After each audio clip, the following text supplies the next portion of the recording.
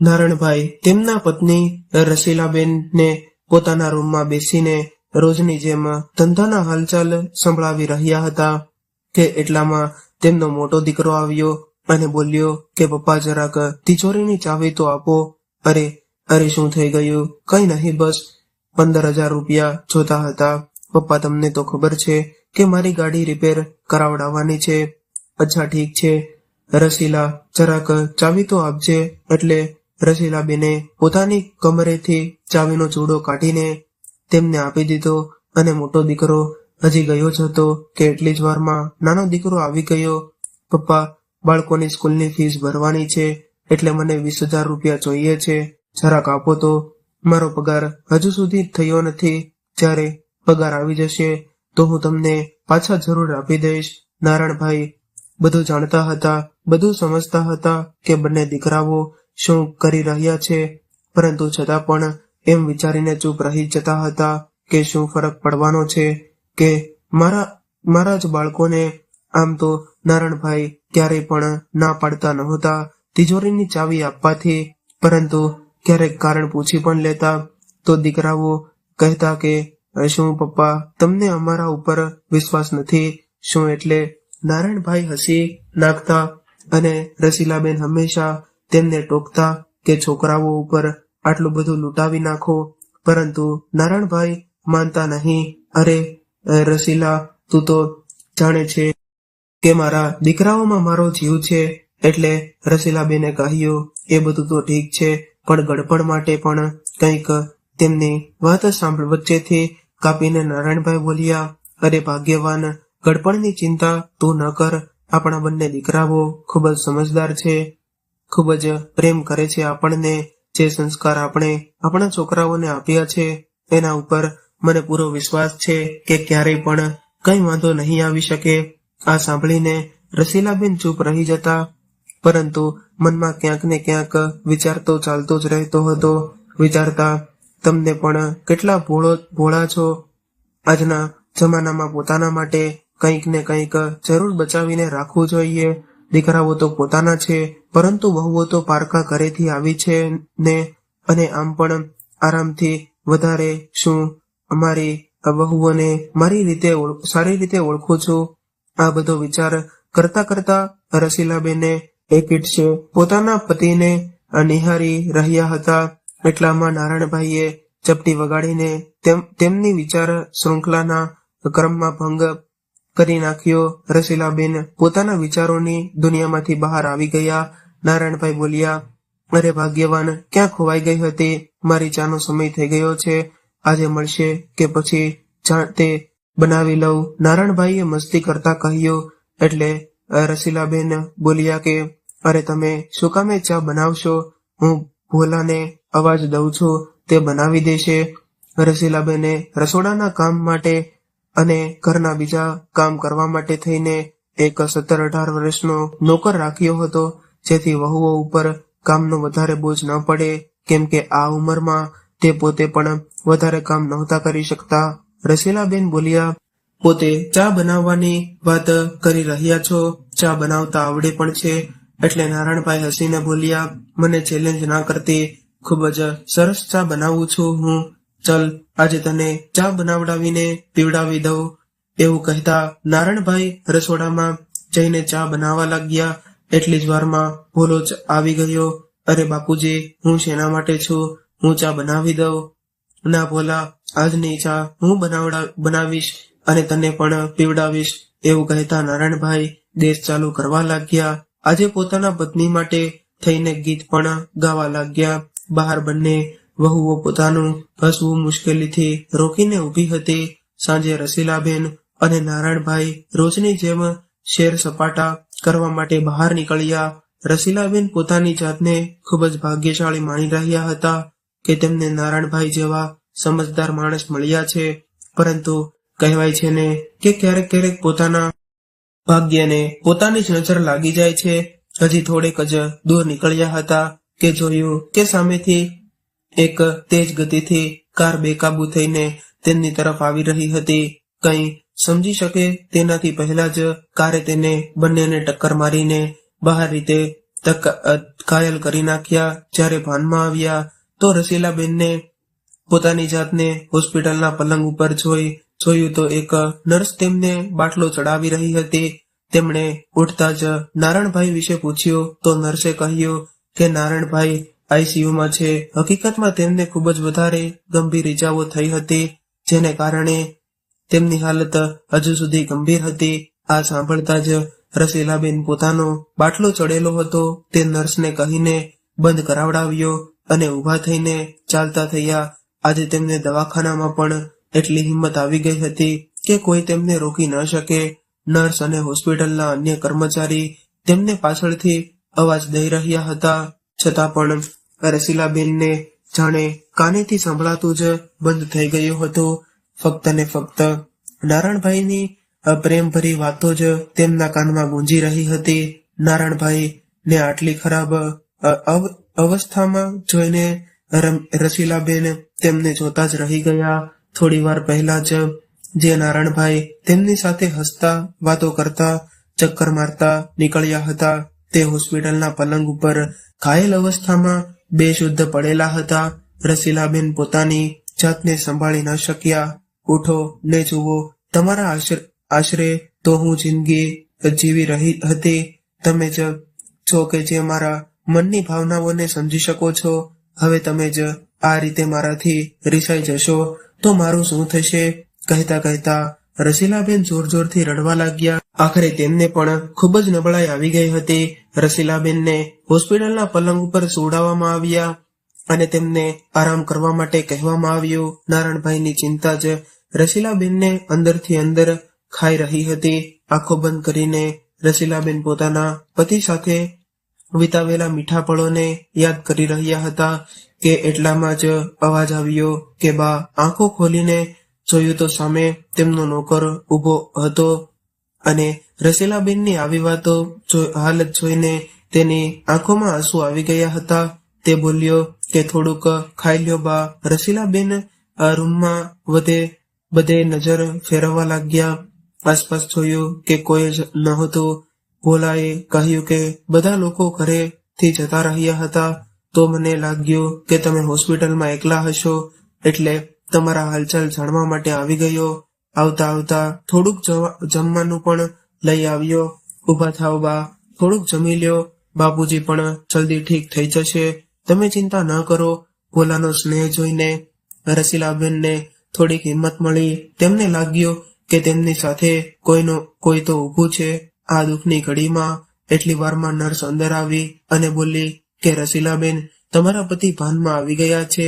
ભોલો તેમને નારણભાઈ પાસે લઈ ગયો અને નારણભાઈ ભાનમાં તો આવી ગયા હતા, પરંતુ પોતાના હાથ પગ હલાવી શકતા ન હતા. આ જોઈને રસીલાબેન પીડા અને ચિંતાથી ઘેરાઈ ગયા, પરંતુ પોતાના પતિ સામે તેઓ કમજોર પડવા નહોતા માંગતા. એટલા માટે તરત જ પોતાની પીડા પોતાની આંખોમાં દબાવીને નારણભાઈ તરફ જોઈને સ્માઇલ કરીને બોલ્યા કે ભગવાનનો આભાર છે કે તમે ઠીક છો.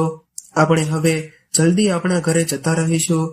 તબિયતમાં થોડો સુધારો થયા બાદ તે બંનેને હોસ્પિટલમાંથી રજા મળી ગઈ અને તે બંને ઘરે તો આવી ગયા હતા, પરંતુ નારણભાઈ હવે વ્હીલચેર ઉપર આવી ગયા હતા. તેઓ હરવા ફરવામાં અસમર્થ હતા. હવે ઘરે આવ્યા પછી તો જાણે રસીલાબેન અને નારણભાઈની જિંદગી જ પલટાઈ ગઈ.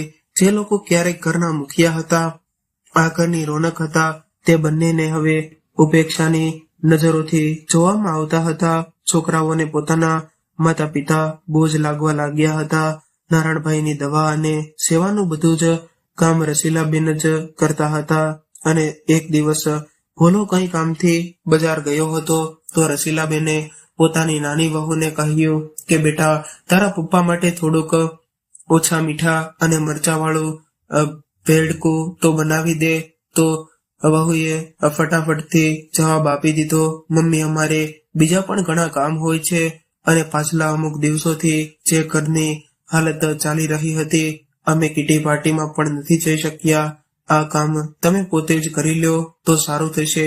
એવું કહેતા વહુ તૈયાર થઈને કીટી પાર્ટીમાં જવા જતી રહી. ક્યારેક રસીલાબેન દીકરાઓને દવા કે ફળ લઈ આવવાનું કહેતા તો દીકરાઓને કોઈ બહાનું બનાવીને ના પાડી દેતા. દીકરાઓનો સાથ આપવા માટે થઈને વહુઓ પણ આવી જતી અને મમ્મી ગમે એટલો ખર્ચો કરી લ્યો, હવે પપ્પા તો ઠીક થવાના જ નથી, તો જરા સમજી વિચારીને વાતો કરો ખર્ચાની. મમ્મી વહુની આવી જલ્દી ઘટી વાતોથી રસીલાબેનનું કાળજું ચિતકારી ઉઠતું અને મનમાં ને મનમાં તેઓ પણ જાણતા હતા કે દીકરાઓને આ બધું શીખવાડવા વાળી વહુ છે. વિચારવા લાગ્યા કે આજ દીકરાઓ નાના નાના ખર્ચા માટે પપ્પા કરતા આવી જતા હતા. હવે પપ્પા લાચાર થઈ ગયા છે તો દૂધમાંથી માખીની જેમ નીકાળીને બહાર ફેંકી દેવામાં આવ્યા છે. દીકરાઓ અને વહુઓની વાતો સાંભળીને જ્યારે રસીલાબેન રૂમમાં આવ્યા તો જોયું કે નારાયણભાઈની આંખો આંસુઓથી ભરેલી હતી. નારાયણભાઈ રસીલાબેનને જોઈને બોલ્યા કે મેં મારા બંને દીકરાઓને મારા બે હાથ સમજ્યા હતા, પરંતુ મુસીબતમાં આજ બંને દીકરાઓએ આપણા સંસ્કારને જ લજવી દીધા. પરંતુ રસીલા, તું ચિંતા ના કર, હું બિલકુલ ઠીક છું. અરે તિજોરીની ચાવી ક્યાં ગઈ? અહીં જ તો રાખી હતી. બધી બાજુ નજર ફેરવતા રસીલાબેન બોલ્યા. ભોલો જે બાજુમાં જ ઉભો હતો બધી વાતો સાંભળી રહ્યો હતો. રસીલાબેનને કહેવા લાગ્યો કે સવારે જ તો નાના ભાભી અને મોટા ભાભી રૂમમાં આવ્યા હતા, શું ખબર તેમણે જ લીધી હોય. આ બધું સાંભળતા જ રસીલાબેન ચોંકી ગયા, પરંતુ પોતાની જાતને સંભાળીને વહુ પાસે ગયા. બેટા, ઓલી તિજોરીની ચાવી શું તમારી પાસે છે? રસીલાબેન સહેજ અચકાતા બોલ્યા. વહુઓ તો જાણે ઝઘડો કરવા માટે તૈયાર જ ઊભી હતી. મમ્મી, તમે તો રૂપિયા લૂંટવામાં એવા લાગી ગયા છો જાણે કે રૂપિયા ઝાડ ઉપર ઉગતા હોય. હવે તો તમારા પતિની કમાણી પણ નથી થઈ રહી, એટલા માટે રૂપિયા કઈ રીતે બચાવવાના છે એ અમે સારી રીતે જાણીએ છીએ, એટલે હવે એ ચાવી તમને નહીં મળે. વહુઓનું આવો શરમ વગરનો જવાબ સાંભળીને રસીલાબેન હેરાનીથી તેમને જોતા રહી ગયા. બીજા દિવસે રસીલાબેન જ્યારે સૂઈને ઉઠ્યા તો જોયું કે નારાયણભાઈને સહેજ તાવ હતો. તેમણે જઈને દીકરાઓને કહ્યું કે તમારા પપ્પાને હોસ્પિટલે લઈને જવા છે, તાવ લાગી રહ્યો છે અને રૂટીન ચેકઅપ પણ કરાવવાનું છે, તો ગાડી લઈને હાલો. આટલું સાંભળતા જ નાના દીકરાએ જવાબ આપ્યો કે ગાડીમાં પેટ્રોલ નથી. તમને તો ખબર જ છે કે ઘરમાં રૂપિયાની કેટલી તંગી ચાલી રહી છે. ઉપરથી પપ્પા પણ બધો કામ ધંધો મૂકીને ઘરે બેસી ગયા છે. એટલી વારમાં મોટો દીકરો પણ આવ્યો અને બોલ્યો કે મમ્મી, તમે સમજતા કેમ નથી? અમે લોકો નોકરિયાત છીએ, એટલો સમય નથી હોતો કે અમારી પાસે કે આવા ફાલતુના કામ કરતા રહીએ. ભોલાને રહીને રિક્ષા બોલાવડાવી લ્યો અને જતા રહો પપ્પાને લઈને. રસીલાબેન અપમાનનો ઘૂંટડો પીને ચૂપચાપ ઊભા હતા. એ સમયે કોઈ ના બોલવું તેમણે ઉચિત સમજ્યું. એટલી વારમાં ભોલાએ અવાજ દીધો, આવો બા, હું રિક્ષાવાળાને બોલાવીને લઈ આવ્યો છું. જતા જતા રસીલાબેને ભોલાને કહ્યું, પરંતુ બેટા, મારી પાસે તો રૂપિયા પણ નથી બચ્યા. દવા અને ફળ લેવા માટે થઈને મેં રૂપિયા ઉપાડી લીધા છે. બા, પગારમાંથી થોડાક બચ્યા હતા, આટલા પૂરા થઈ જશે. એવું કહેતા ભોલો નારાયણભાઈની વ્હીલચેર સરકાવીને લઈ ગયો. કહેવા માટે તો ભોલો નોકર હતો, પરંતુ રસીલાબેન અને નારાયણભાઈની સેવા તેમના દીકરાઓથી પણ વધારે કરી રહ્યો હતો. રિક્ષામાં રસીલાબેને ભોલાને કહ્યું કે મુસીબતના સમયમાં જ્યારે પોતાના દીકરાઓએ જ હાથ ખખેરી નાખ્યા ત્યારે તે પોતાના દીકરા કરતા પણ વધારે ધ્યાન રાખ્યું છે. તો ભોલાએ કહ્યું કે બા, નાનપણમાં જ મારા મા બાપ ગુજરી ગયા હતા. મારા દાદીએ જ મને એકલા હાથે મોટો કર્યો અને હવે એ પણ જતા રહ્યા છે. મને તો તમારા બંનેમાં જ મારા માતા પિતાની પડછાઈ નજર આવે છે. એવું કહેતા ભોલાની આંખોમાં આંસુ આવી ગયા. હોસ્પિટલમાં ડોક્ટરે નારાયણભાઈ માટે એક ખાસ ડાયટ પ્લાન અને કસરત બનાવી. ભોલાએ બધું જ બરાબર સમજી લીધું.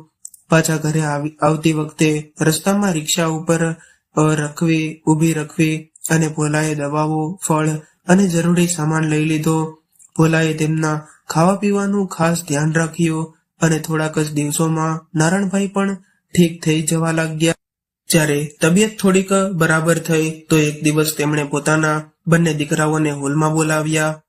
શું પપ્પા, તમને તો કઈ કામ ધંધો છે કે નહીં, અને તમે આખો દિવસ અમને પણ હેરાન કરી રાખો છો? બંને દીકરાઓ રાડ પાડતા પોતપોતાના રૂમમાંથી બહાર આવ્યા અને સામે જોયું તો ચોંકી ગયા. સામે સોફા ઉપર નારણભાઈ અને રસીલાબેનની સાથે બે અજાણ્યા માણસો બેઠા હતા અને નારણભાઈના ચહેરા ઉપર ગજબનો આત્મવિશ્વાસ દેખાઈ રહ્યો હતો. તમને લોકોને કદાચ ખબર નહીં હોય કે આજે તમારી મમ્મીનો જન્મદિવસ છે. એ જ અવસર ઉપર આ બધી વ્યવસ્થા કરી છે. આજે અમે એવું કહેતા નારાયણભાઈએ રસીલાબેનની સાથે કેક કાપી અને રસીલાબેનને એક ગિફ્ટનું પેકેટ ઉપાડીને આપતા તેઓ બોલ્યા કે આ લ્યો શ્રીમતીજી, તમારા માટે મારી પસંદ કરેલી મોંઘી એવી સિલ્કની સાડી લાવ્યો છું. આ સાંભળીને બંને વહુના મોઢા ખુલ્લાના ખુલ્લા રહી ગયા. શું થયું? હેરાન થઈ ગયા કે આ લાચાર નકામા કરડા બાપ પાસે આટલા રૂપિયા ક્યાંથી આવી ગયા? ચલો આજે તમને લોકોને પણ સરપ્રાઈઝ આપી જ દઉં. નારણભાઈએ પોતાની પાસે બેઠેલા બંને વ્યક્તિઓનો પરિચય આપ્યો અને આ મારા વકીલ મિત્ર છે દામોદરભાઈ, જેમને મેં મિલકતનો ભાગ પાડવા માટે થઈને બોલાવ્યા છે, અને આ છે દિનેશભાઈ, જેમને મેં આ મકાનને 1 કરોડ ને 20 લાખ રૂપિયામાં વેચી નાખ્યું છે. એટલું કહેવાની જ વાર હતી કે બંને દીકરાઓ અને વહુઓના માથા ઉપર તો જાણે આભ તૂટી પડ્યો. પરંતુ પપ્પા, તમે અમારી રજામંદી વગર આવું કઈ રીતે કરી શકો? મારી વાત હજી ખતમ નથી થઈ, નારણભાઈએ કડકડતા અવાજમાં કહ્યું, અને કોઈનામાં પણ હિંમત નહોતી રહી આજે તેમને રોકવાની. નારણભાઈએ વકીલ સાહેબને વસિયતનામું વાંચીને સંભળાવવા માટે કહ્યું. તેમાં લખ્યું હતું, હું મારી દુકાનમાંથી પોતાના બંને દીકરાઓ અને વહુઓને બેદખલ કરું છું. એના ઉપર આજથી ભોલાનો હક થશે. તે જ હવે મારો કામ ધંધો સંભાળશે. આ મકાનને વેચીને જે પણ રૂપિયા આવશે તેનો અડધો ભાગ હું મારા પુત્ર અને પુત્રીના નામ પર બેંકમાં જમા કરાવી દઈશ, જે તેમની પુખ્યાવસ્થામાં આવ્યા બાદ તેમને મળી જશે. અને બાકીની અડધી રકમમાંથી હું એક નાનકડું એવું મકાન ખરીદી રહ્યો છું, જેમાં હું, મારી પત્ની અને ભોલો અમે 3 જણા રહીશું. મારા પુત્ર અને પુત્રી માટે થઈને મારા ઘરના દરવાજા હંમેશા ખુલ્લા રહેશે. પછી નારણભાઈએ કહ્યું કે તમારા લોકો પાસે 10 દિવસનો સમય છે પોતાના રહેવાની વ્યવસ્થા બીજે ક્યાંક કરવા માટે થઈને, કેમ કે 10 દિવસ પછી આ ઘર ઉપર દિનેશભાઈનો હક થશે. હું હજી સુધી એ જ ભ્રમમાં હતો કે મારા બે દીકરા છે જે ખૂબ જ સમજદાર અને સંસ્કારી છે, પરંતુ શું સાચે જ મારા દીકરા મારા પોતાના છે? અહીં બધા પોતપોતાના સ્વાર્થમાં જ જીવી રહ્યા છે. હું તો મિથ્યા ભ્રમમાં પડીને ખુશ થઈ રહ્યો હતો કે અહીં બધા મારા પોતાના છે, પરંતુ ભગવાનનો ખૂબ જ આભાર છે કે અમને આવું દુઃખ દેખાડ્યું, જેને કારણે મને આ દુનિયાની હકીકત સાફ સાફ દેખાવા લાગી છે. મુસીબતના સમયમાં પણ તમને ફક્ત અને ફક્ત રૂપિયા જ દેખાઈ રહ્યા હતા. અરે, હું તો ક્યારથી આ દુનિયામાંથી જતો રહ્યો હોત. પોતાના લાચાર, બેકાર, અપંગ શરીરની સાથે ક્યાં સુધી જીવિત? આ બધું મારી પત્ની અને ભોલાની સેવાનું ફળ છે કે આજે હું બિલકુલ તંદુરસ્ત છું. હકીકતમાં દીકરાની ફરજ તો ફક્ત ભોલાએ જ નિભાવી છે, અને પપ્પા આ નોકર છે અને તેને નોકરની જગ્યા પર જ રાખો. તમારા દીકરા અને અમે છીએ. મોટા દીકરાએ કહ્યું તો દીકરાની વાત સાંભળીને નારાયણભાઈ બોલ્યા કે બાંધેલા પગાર સિવાય મેં ભોલાને આપ્યું જ શું છે, પરંતુ તેણે તો મને જીવનદાન આપ્યું છે. મારી અને મારી પત્નીની ઘડપણની લાઠી બન્યો છે. પછી તો બંને દીકરાઓ અને વહુ રસીલાબેનના પગમાં પડી ગયા અને બોલ્યા કે આરામથી, ખૂબ જ મોટી ભૂલ થઈ ગઈ છે મમ્મી, તમે જ કંઈક સમજાવો પપ્પાને. અમે લોકો તમારા જ તો બાળકો છીએ, અને આ બધું સગા સંબંધીઓ સાંભળી લેશે તો શું કહેશે એ પણ જરાક વિચારો. વહુને રસીલાબેન પાસેથી થોડી ઘણી આશા હતી, પરંતુ રસીલાબેને તેમની આશા ઉપર પાણી ફેરવતા કહ્યું કે આ બધી વાતો ત્યારે યાદ કેમ ન આવી, જ્યારે તમારા લોકોની સામે લાચાર થઈને હું તમારા પપ્પાની જિંદગીની ભીખ માંગી રહી હતી, અને સગા સંબંધીને જે કહેવું હોય તે કહે, મને એની કોઈ ચિંતા નથી, તમે લોકો પોતપોતાનો સામાન બાંધીને તૈયાર કરો. મમ્મી અને પપ્પાની હિંમત જોઈને આજે બંને દીકરા અને વહુ સ્તબ્ધ રહી ગયા. કદાચ તેમને પોતાના કાન ઉપર વિશ્વાસ નહોતો થઈ રહ્યો. તે લોકો ખૂબ જ કરગરવા લાગ્યા, પરંતુ અંતમાં એ જ થયું જે વસિયતનામાની અંદર નારાયણભાઈએ લખાવ્યું હતું. દીકરા અને વહુઓને પોતપોતાના કર્મોની સજા અને શીખ બંને મળી ગયા હતા. તો મિત્રો, આજની વાર્તા કેવી લાગી અને તમે કયા શહેરમાંથી સાંભળી રહ્યા છો તે કોમેન્ટ કરીને જરૂરથી જણાવજો. અને જો વાર્તા ગમી હોય તો લાઈક કરીને વધુમાં વધુ શેર પણ કરજો. અને આવી જ અવનવી વાર્તા સાંભળવા માટે ચેનલને જરૂરથી સબસ્ક્રાઇબ કરજો. ત્યાં સુધી સૌને મારા હર હર મહાદેવ, જય શ્રી કૃષ્ણ.